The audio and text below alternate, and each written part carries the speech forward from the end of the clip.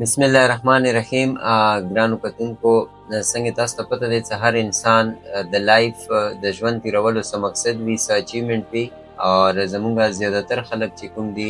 زه به نن خبرې کوم د انشورنس حوالې سره، چونکې زه خپله د یو ادارې یو کنزیومر تاسو ورته وایي، یو کسټمر ورته وایي، یو کلاینټ ورته وایي.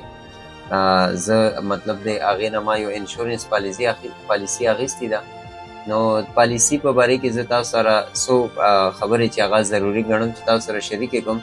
په معاشرې کې ډېر داسې خلک چې هغه ژوند چې کوم دی هغه کریټیکل دغه سره هغه خپل ژوند تېروي. هغې دپاره پکار دی چې هغه دی چې کوم پالیسي دی هغه د ځان دپاره والي. په پاکستان کې مختلف کمپنیانې دي، مختلف کمپنیانې دي چې هغه په بینک په ذریعې باندې یا داسې نور چې کوم د هغو اداره دی هغه په ذریعې باندې هغه چې کوم کلاینټ دی هغو ته پالیسي ورکوي. خو زه به تاسو ته دا ووایم چې کله هم تاسو ځان دپاره یو پالیسي الی، نو د پاکستان یو ګورنمنټ اداره چې نوم یې دی سټیټ لایف انشورنس آف پاکستان، کله هم تاسو دې ته راشئ نو دې نه تاسو پالیسي ولې. د دې اعتماد دا دی چې خو دا سرکاري اداره دی اور مطلب د دې کې څه فراډ نشته. نور اکثر پرایویټ چې څومره دي هغه کې بیا هم څه نه څه دغه وشي، خو دا یو سرکاري اداره یو داسې اداره دی چې زما مطلب دی ډېر داسې خلک دي چې هغه به دې نه مستفید شوي وي. زما په ژوند کې خپله ریل زما پریکټس دا دی،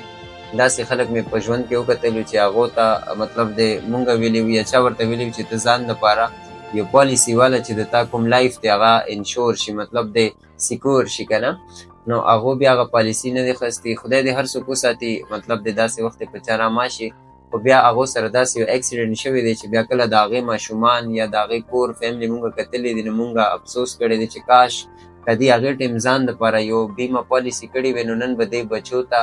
د دې وایف ته، د دې فیملی ته به څه نه څه د ګورمنټ طرف نه، د سټیټ لایف طرف نه څه تعاون میلاو شوی چې هغې سره به دا یتیمان بچي چې کوم دی دې به چا ته لاس نه نیولو، نو هغې سره به دیو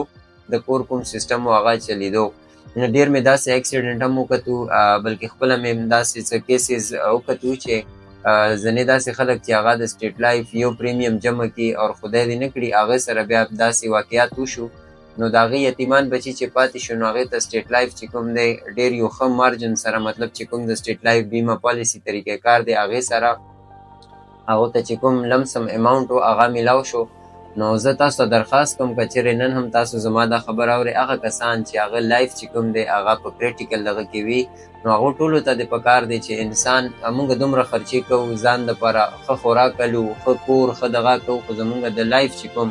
دغه دی هغې مونږ سره غم نشته، مطلب د ځان غم مونږ سره نشته. مونږ د هر شي که تاسو چېرته بهر ملک ته ځئ ستاسو هلته انشورنس کوئ، که تاسو ګاډی الئ د هغې انشورنس کوئ، که تاسو موبایل نن سبا که موبایل الې د هغه هم انشورنس کېږي. اور فقط دا دی چې زمونږ خلک بس د بیمې نوم واوري او هغې سره په هغې باندې پیریان راشي چې وایي نه یو غلط سوچونه راشي چې زه دا بیمه کوم دې څه بل ته فایده دی. نه بلکل بل ته په دې فایده دی چې هغه د ادارې یو ورکر دی، هغه هر یو سړی چې محنت کوي هغې ته دغه سیلري میلاویږي، خو دې کې ستاسو ته غټه فایده دی. نو څومره زما کتونکي دي که چېرې هم تاسو غواړئ چې یاره د خپل لایف چې کوم دی خپل بچو دپاره یا کور والا دپاره یا ځان دپاره بیمه پالیسي خیستلو کې انټرسټډ یې، نو په سکرین لګېدلي نمبر باندې تاسو رابطه کولی. ما خپله هم ځان دپاره کړې دی، شکر الحمدلله 3 years وشو اوسه پورې زما پالیسي چې کوم دی هغه جاري دی. کم سے کم لکه زه دې ښه به د خدای طرف نه راځي، خو زه دومره زه ریلیکس یم چې که ما باندې څه وشو، زما لایف ته څه قسم دغه وشو، نو دومره څه به چې زما بچو یا زما فیملی ته هغو ته به میلاو شي، هغو به چا ته د لاس نیولو محتاجه نه وي. نو تاسو ته هم دا درخواست کوم چې ستاسو هم ځان دپاره وړه پالیسي والې کم سے کم، مطلب دی ستاسو د ایرلی 20,000 والې 30 څومره د ستاسو وس دی هغه پالیسي ځان دپاره والې او خپل بچو مستقبل. ځینې به داسې پلاران وي چې هغو به غواړي چې یاره مونږ بچو دپاره مطلب اوس نه به پلانینګ کوي چې یاره دا کټې شي د دې سټډي،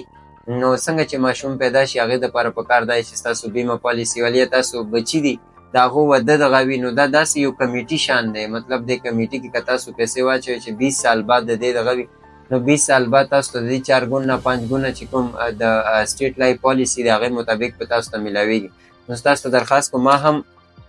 دا جمع کړی دی پریمیم، اوس مې جمع کړی 2-3 ورځې کېږي. زما ډېر ملګري هغو ته پتې وي. تاسو ته هم درخواست کوم چې خپل ځان دپاره پالیسي والې، پالیسي کولو کې تاسو ته څه قسم مشکلات وي، څه انفارمیشن پکار وي، څه معلومات پکار وي، په سکرین لګېدلي نمبر یا څوک چې ما پېژني هغه ما سره رابطه کولی شي.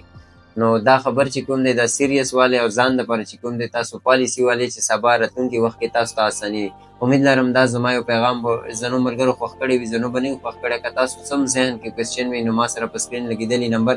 تاسو رابطه کولی شئ. وما علینا الا البلاغ. السلام علیکم.